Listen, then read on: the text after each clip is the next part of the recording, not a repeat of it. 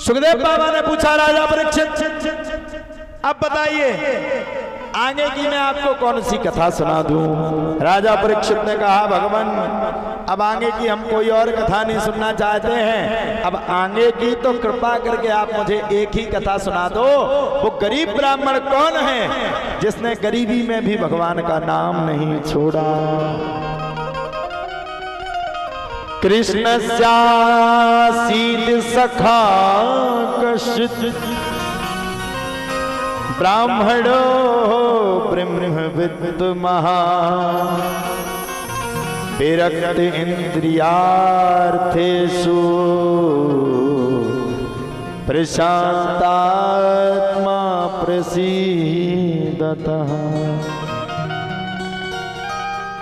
कृष्णस्य सीद सखा सुदामा धोती फटी सी लटी तुपटी और उपान की नहीं सामा। द्वार खड़ो तुझ दुर्बल एक रहियो चक्षो वसुधा अविरामा। पूछत दीन दयाल को नाम बता बता आपनो नाम सुदामा। सुदामा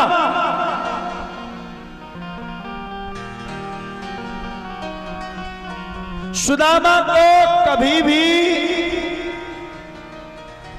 गरीब नहीं कहा गया। देखी सुदामा की दीन दशा,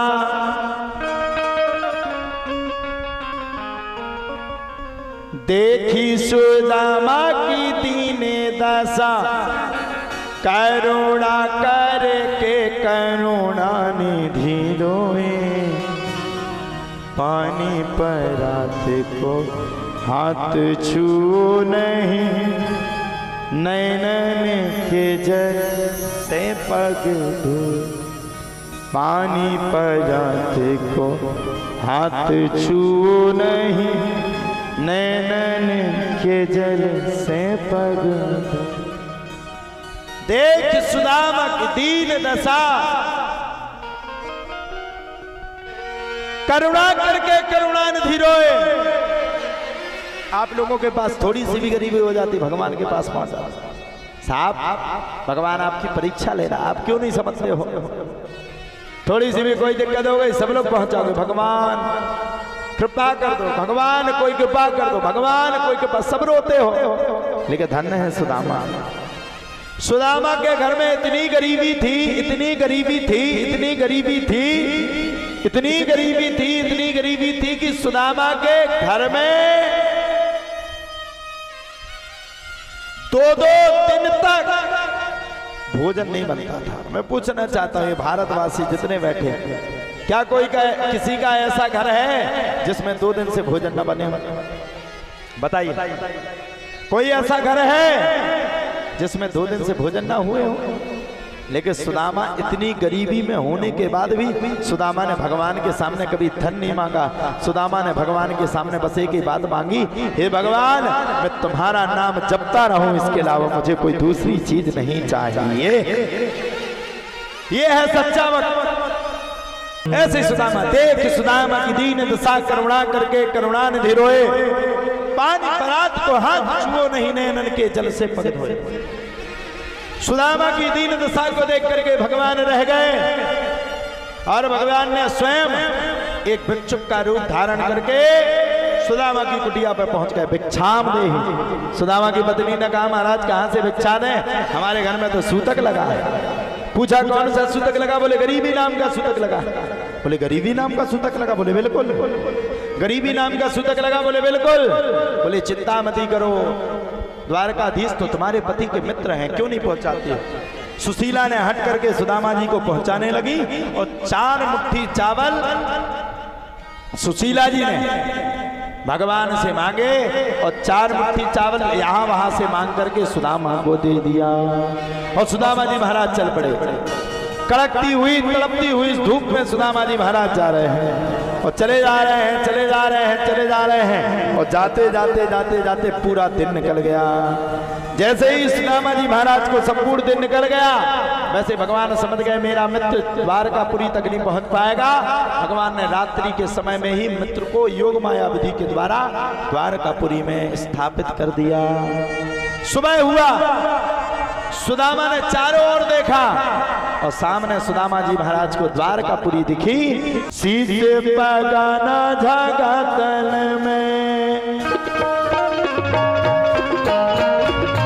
सीधे पगाना झागा तन में, प्रभु जानी को आई बस के ही ग्रामा। धोती फटी सी लटी दुपटी अरु पाए को पाने नहीं श्यामा। धोती फटी सी लटी दुपटी अरु पाए को पाने नहीं श्यामा। द्वारे खड़ो तुझ दुर्बल एक, द्वारे खड़ो तुझ दुर्बल एक, रहियो चक्षु अशुथा अभिराम। पूछत दीन दयाल को नाम, बतावत अपनो नाम सुदामा। पूछत दीन दयाल को नाम, बतावत अपनो नाम सुदामा। ऐसे बेहाल बेबायन सोपक, ऐसे बेहाल बेबायन सोपक, कंटक जाल लगे पुनि जोयो। आए महादुख पायो सखा तुम, आए इतना कितने दिन खोए।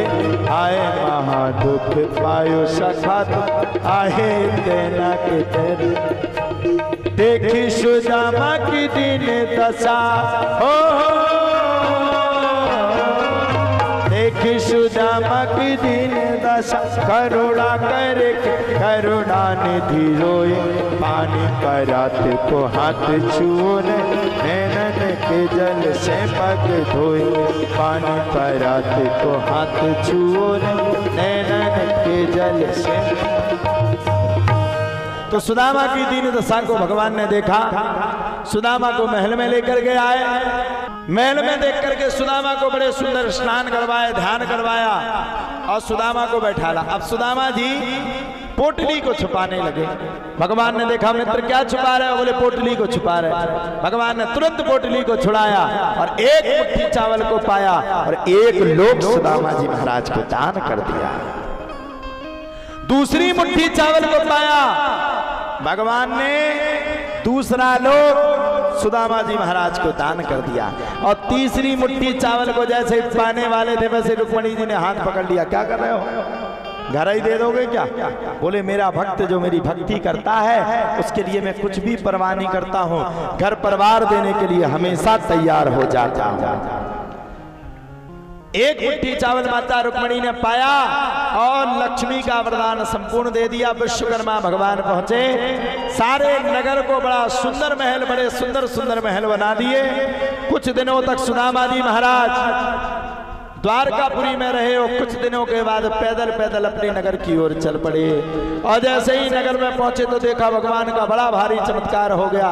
भगवान को प्रणाम किया और बस एक ही बात मांगी, विपदा संतु ना शश्वत तत्र तत्र जगत गुरु भवतो दर्शनम यस्यात् पुनर्भव दर्शनम। हे भगवान आपको विपत्ति के समय में ना भूलूं। ये सुशीला और सुदामा जी महाराज ने प्रार्थना की और अंत में भगवान के चरणों में पहुंच गए।